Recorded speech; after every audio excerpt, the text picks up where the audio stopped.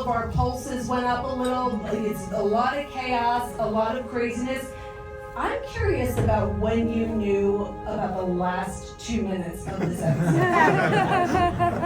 The last 10 seconds. Yeah. So, first of all, we were wrestling a lot with Reelsville, as we call it, because there was a period of time where we were writing about a president of a certain age, perhaps falling over behind his desk to his death, and a woman becoming president, and we worried it would look a little too much like reality. But then it turned out we didn't have to worry at all. So that was its own horror show. But in the moment where she takes the oath of office, there was like a bunch of us standing at the monitors just sobbing. It was so disturbing. It really was. It was like, this is what could have been. Anyhow, the idea of putting two uteruses in the Oval Office of this, like, that was just science fiction. Like, we're stretching it enough already. Like, the idea that this could happen in this country, sadly, and we want to be a little bit more optimistic than the world, but we don't want to. We want to be having a relationship with the world, and so we have to play the world that we're in, which is a person can be really experienced and capable and smart and ready, and just at the last second not get the job. Yeah, I mean, Keri, we watched from the beginning. She's in, Kate and Hal are in kind of survival mode, and she's protecting him, and he's protecting her, and then she has to figure out this new dynamic with the new president, and then you think, will she get a moment to exhale at the end, and everything. No, absolutely not. So, I mean, how did you approach the beginning of this season? Oh, it's so fun. I mean, it's you just hit the ground running, and I also love getting lost in the procedure aspect of it, and I love that about, it's such a good comment about our civil servants in government. They're there to serve, and they do. It doesn't matter what Kate thinks about what this president did or didn't do. She's there to serve the situation and to keep the country safe. And that all of the minutia of the procedure of that I loved, and I loved even breaking through and knowing that it's an unpopular idea and cutting through it and saying things directly to Allison's character. It's just, and her snapping back and Kate just continuing on being the good civil servant. So I loved all of that. And there's a safety in procedure. And then, of course, the devastation at the end, which is amazing. And when I read it, it was just like, oh, this is so good. It's so good. Because there's a real, to deny that you want something for so long and say, I don't want that thing that you're trying to put, and then to sort of go, well, maybe I do want that thing. And to kind of sit in it and get comfortable with it and feel important about it. And then to have it taken away, it's heartbreaking and it's embarrassing. That you even let yourself go there. So it was a delight. Well, I have to say, and maybe you can answer, and Rufus and Alex and Allison, that final moment, I feel like, Debora, there must have been 80 pages of script about what was going through their heads, and I'm so curious for the two of you, how, what were you thinking with those faces? And Alex, how many takes were there? And did it come to you immediately? There were 80 takes, as usual. No, it wasn't that many takes. The cast was so fantastic in game, and just channeling the writing the way Debora's channeling the show, And a lot of it, like on my end, came down to just how long the cuts lasted in the editing room. Yeah. It's not that complicated. For me, it was enormously fun watching their faces. Especially watching Keri's face. It was like that I held the power and was going to make decisions. Let's maybe avoid pain. I loved playing that moment. It was hard not to laugh every time. With the reality of my decision, it was heaven. And to have that experience, like such an embarrassing, gut-wrenching moment in your life in front of somebody. You know, it's one thing to experience it in front of like a best friend or a husband or something, but someone to be watching and like, so to manage all the stuff and then also be presenting your face like, I love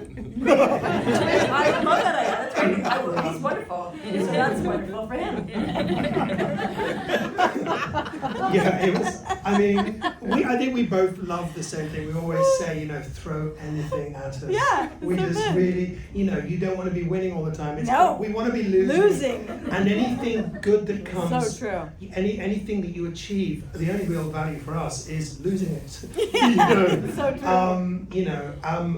And as soon as I found out that this was going to happen, the delight, it's such a fantastic thing to play, just the total shock of it, and people trying to be ahead of this story, no one would have guessed this would come. it's so good. Least of all us. Yeah.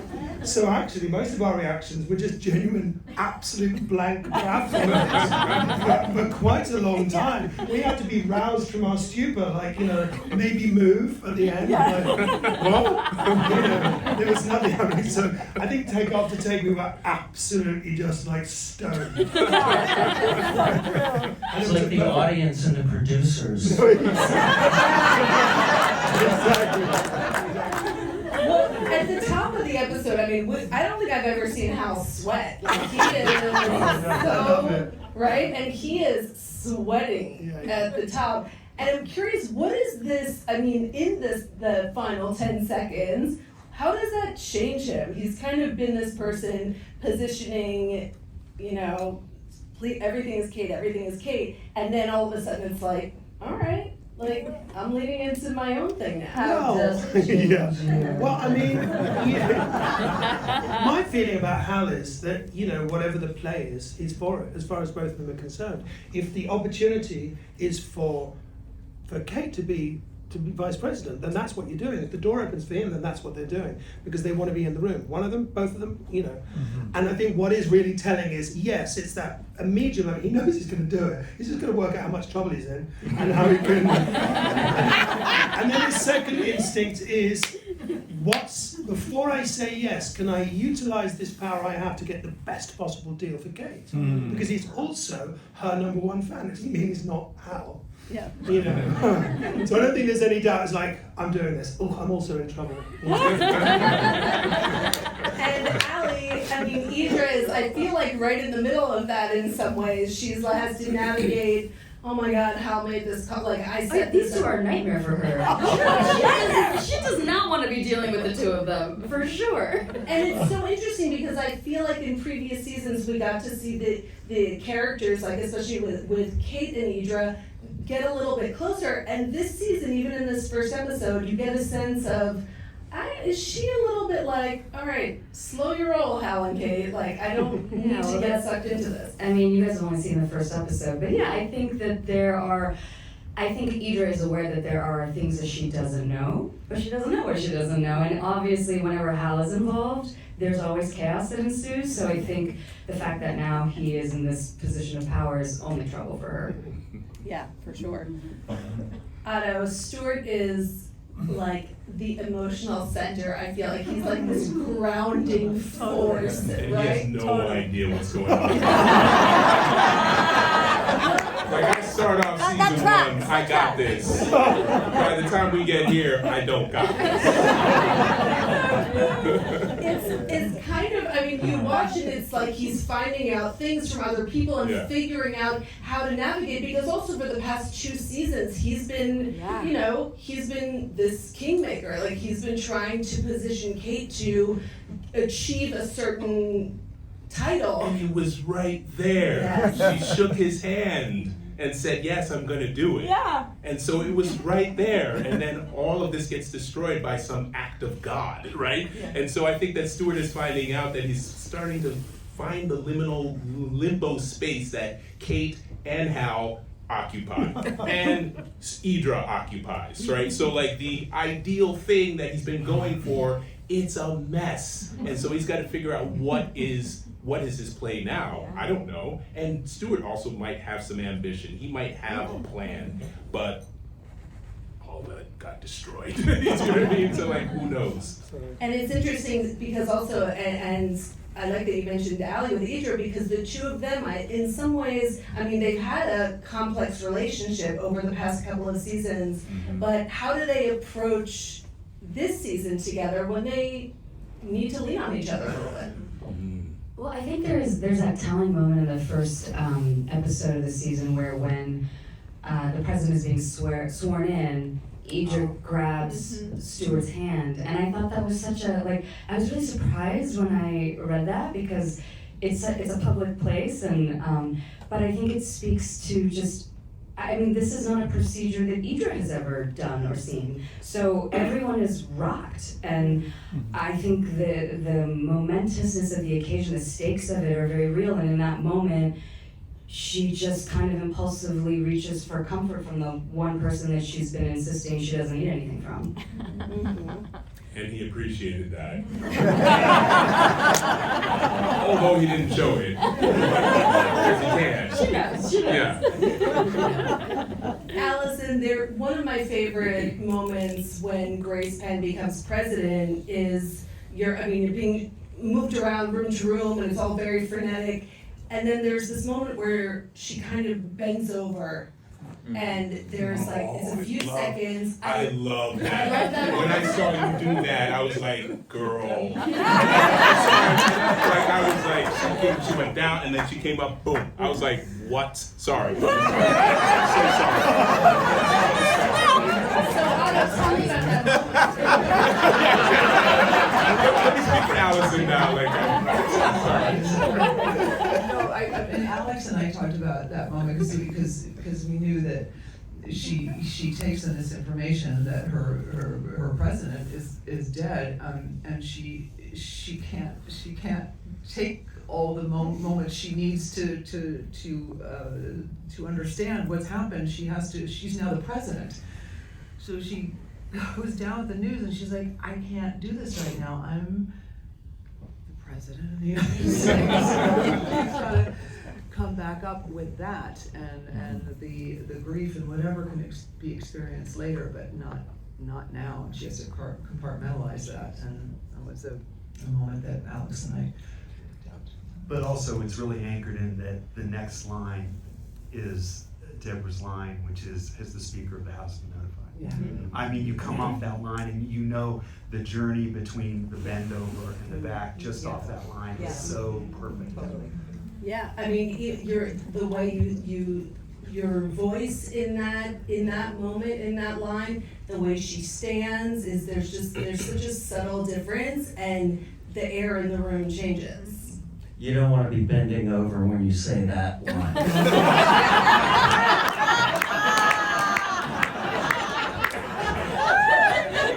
Two takes.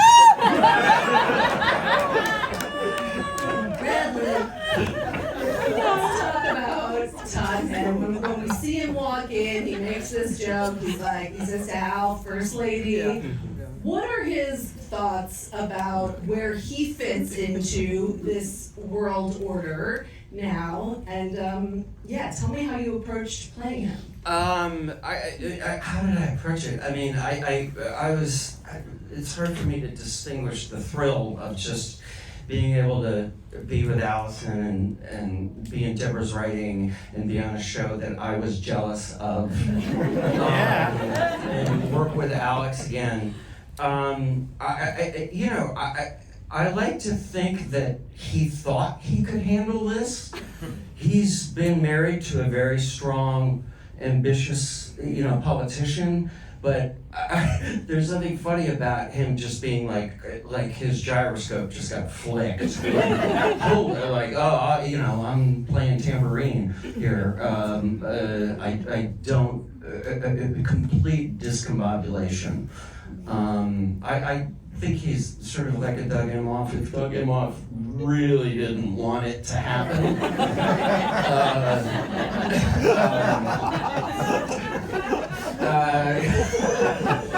it was like rolling his eyes up there at the Democratic convention. No, but it's so much fun because what we're talking about. All these relationships are really complicated. They're really complicated. Nobody's playing. The older I get, like part of the reason I love this show, when I was young, like you're kind of narrowing it down, and the older I get. One of the greatest things about what Debora has set up here is just all these contradictory, I love her, I support her, but this is hard. You're happy, for your husband, and you're ashamed, and it's in all of these relationships, and that's, rare, and that's what I was jealous of. Yeah. David, I feel like that very much applies to Austin in some ways, because when we see him this season, he's also trying to navigate what his relationship is with Trowbridge, what his relationship is with Kate in the wake of this big catastrophic event. And I know that you've spoken to other foreign secretaries. Do you ever run scenarios past them and just say, how on earth would you deal with this? Wow, good question. I almost wanted to applaud that last point.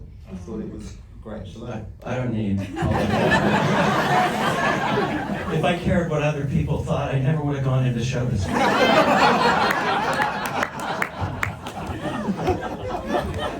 Well, I applaud on the inside. Hello, everyone. What a great question. I actually did. I asked a foreign secretary about relationships and about connections with people. He said it's such an intense world, this, and so you're going to have that. Of course, there's connections, but he was like, if you look like us, you have to be above reproach. And I thought, and so then it's interesting to be inside of the skin of Dennison.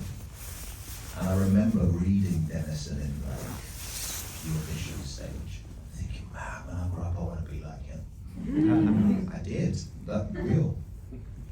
And then I got in his skin, and then in season 2, I remember saying at a panel similar to this, I'm actually quite sad. Because there's all of this stuff underneath that he's screaming to say about the world, about connections that he has, and he can't. Again, the writing's amazing because he can't say and do these things, but his heart and his loins and his soul is going, this is what I want to say to this mother lover.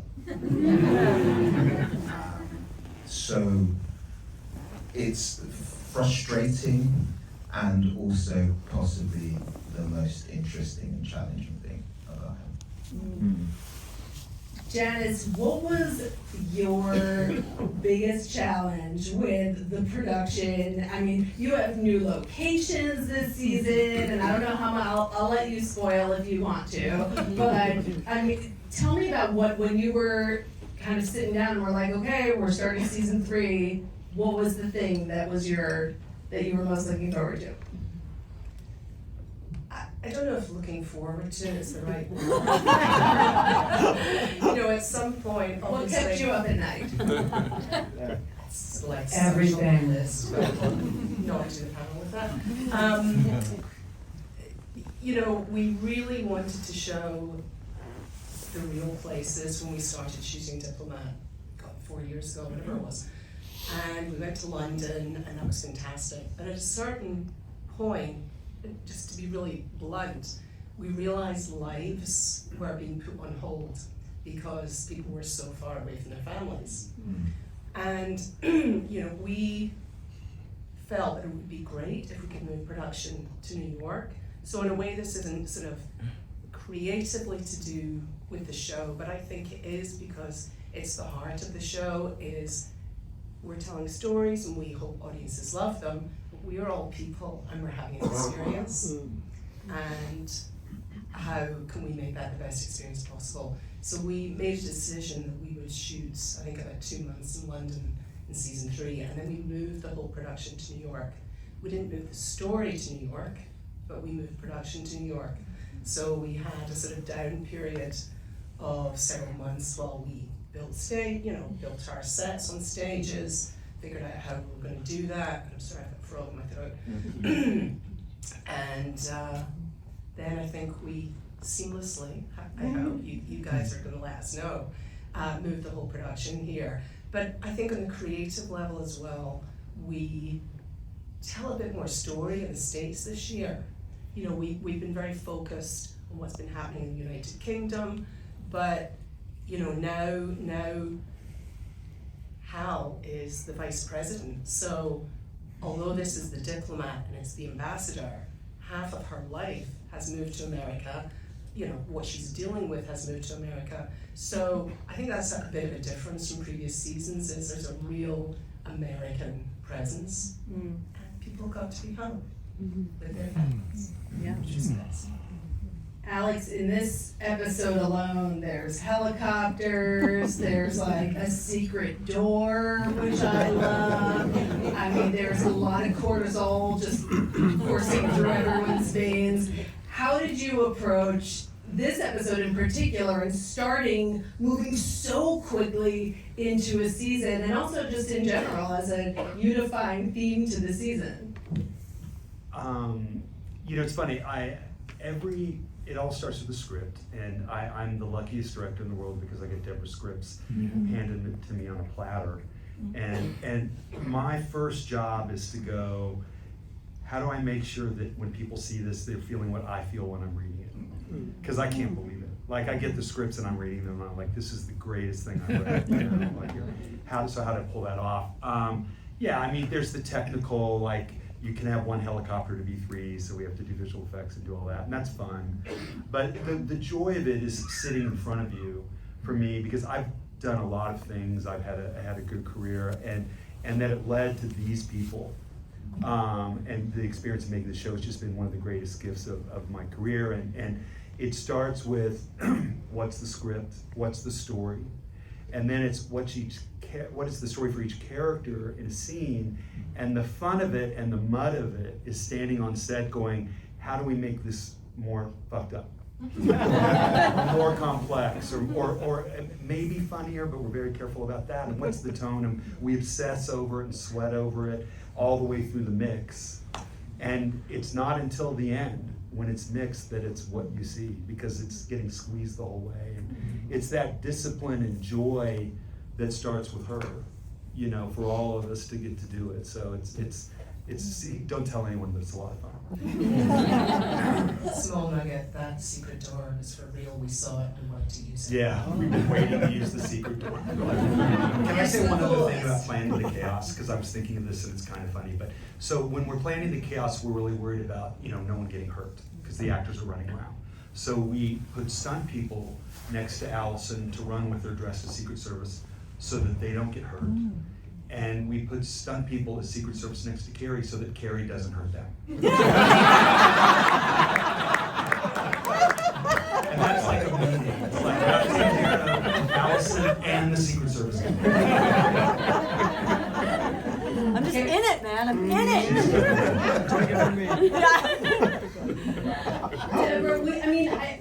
What Alex just said about the tone, this episode is hilarious. I mean, I feel like there's so much humor and the challenge, it's so thrilling to watch, because here you're writing about all of these, as Bradley said, all of these different relationships and you've spoken about it, how marriages are alliances and it can be compared to political alliances. You have another marriage to write about. You have different connections. You have all of these different, and a political situation going on, and it's really damn funny. So tell me about threading that needle. Okay, so remind me to come back to the funny. I just want to say, it's very sweet of you to say that my scripts are inspiring.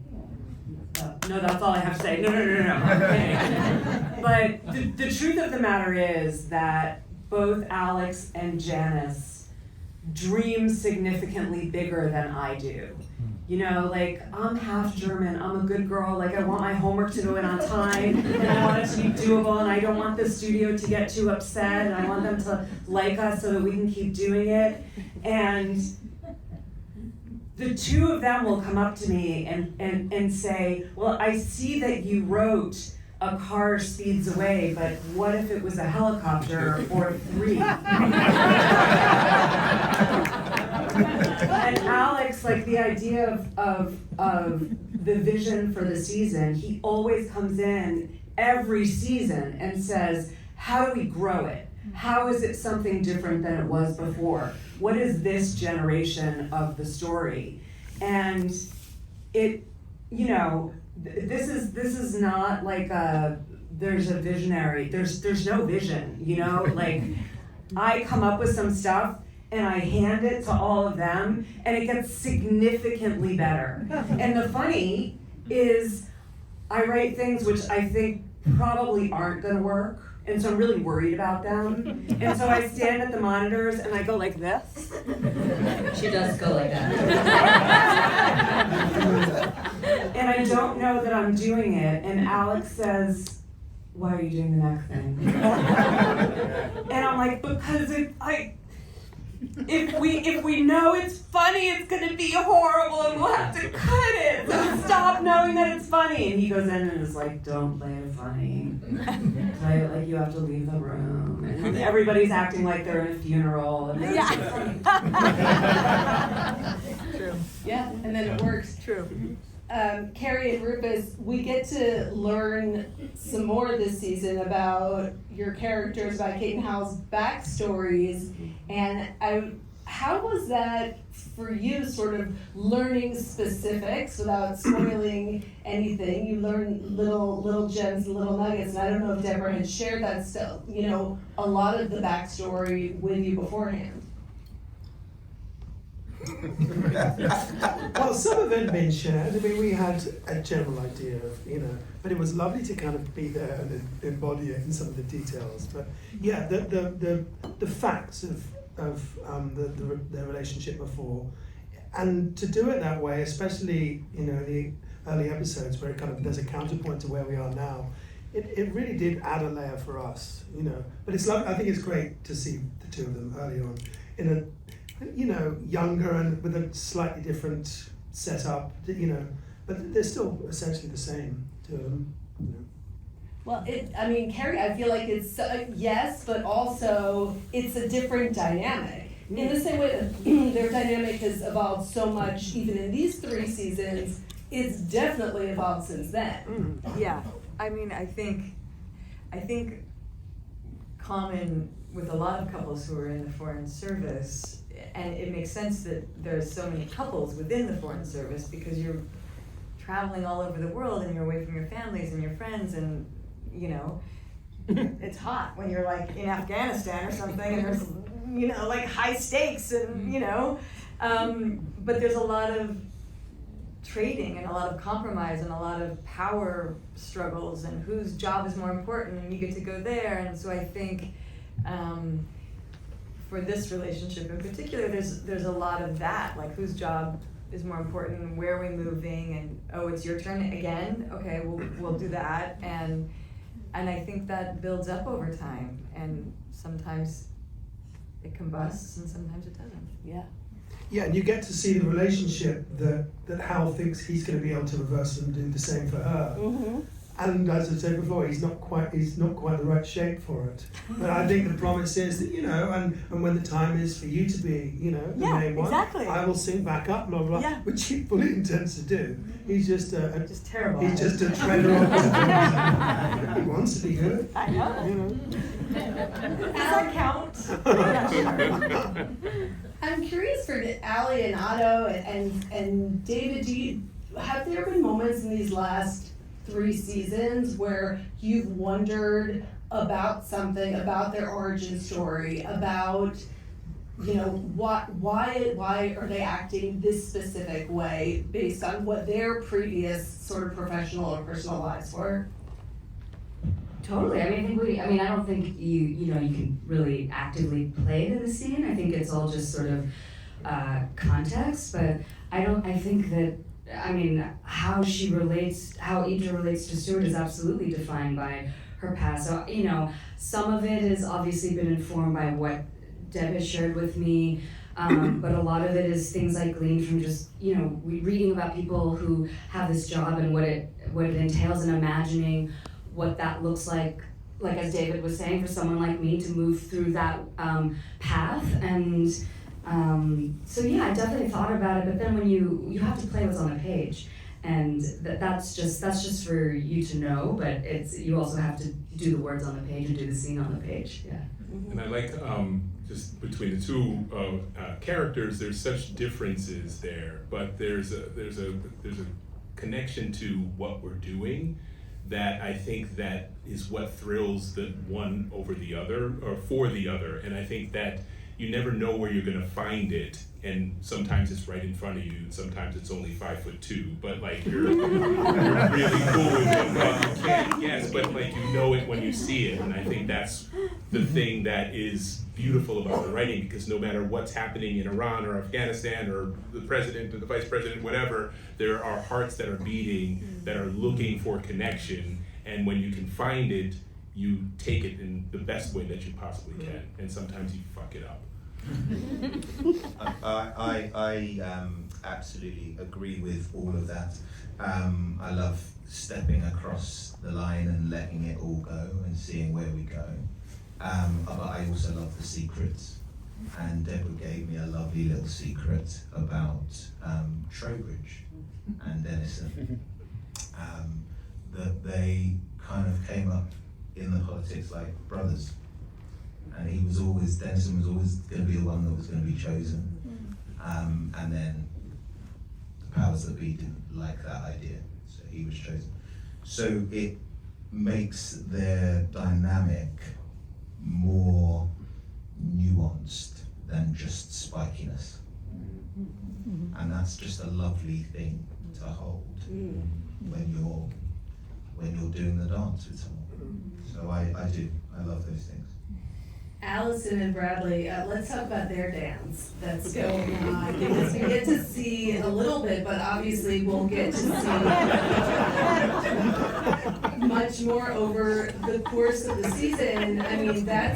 There's so much going on. There's a power dynamic, there are gender roles, there's so much in this marriage, in this coupling. So how do you view them? Darling. We have so much history together, as I've said over and over in this press tour, that we have been arguing in fake government buildings for over 30 years. We have No range. We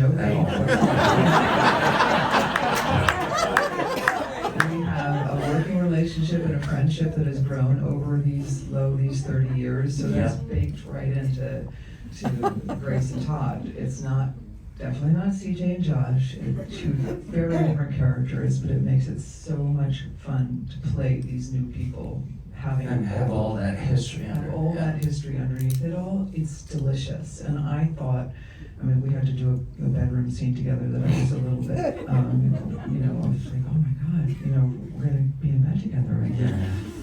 And She said it was like kissing her brother. No, it turns out her brother's a great.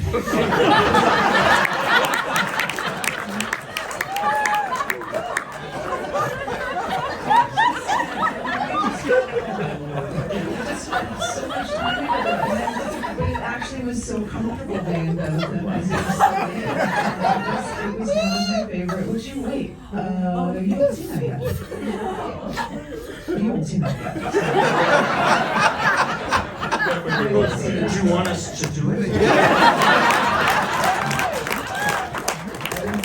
Would you put your hand here to cover my bump on my stomach? And like there was a whole, and he was so helpful. I think we felt very comfortable. It's, it's not 9.5 weeks. No. Like, it's not a very special diplomat.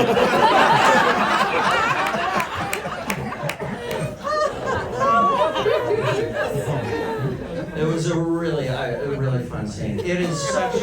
I can't tell you. Honestly, I am. It makes me tear up to be able to be with Allison. She's one of my favorite people on the planet. She's like the fucking greatest actor on the planet. And joyous. And God, I loved watching last night because if you know Allison is the most vulnerable, kind. She cannot send a fucking steak back. And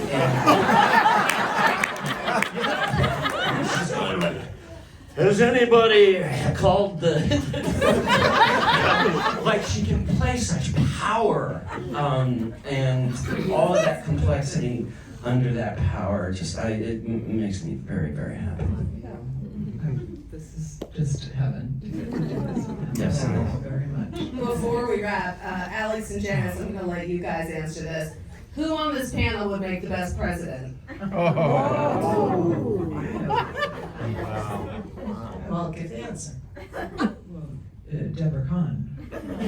Yeah. Hang on, who would be our VP?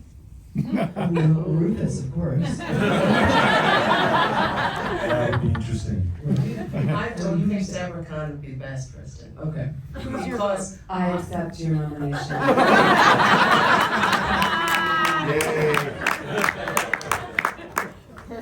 I think power corrupts and we're not going to corrupt you. Deborah has put together the most spectacular show with writing that attracts these people and directors like Alex and Tucker and Liza. And we're not going to let you go away. Perfect. Well, I mean, yes, we in you we trust. Yes. I've got it now. The Diplomat Season 3 premieres tomorrow. It's an extraordinary season. Congratulations to all of you. Again, please don't spoil.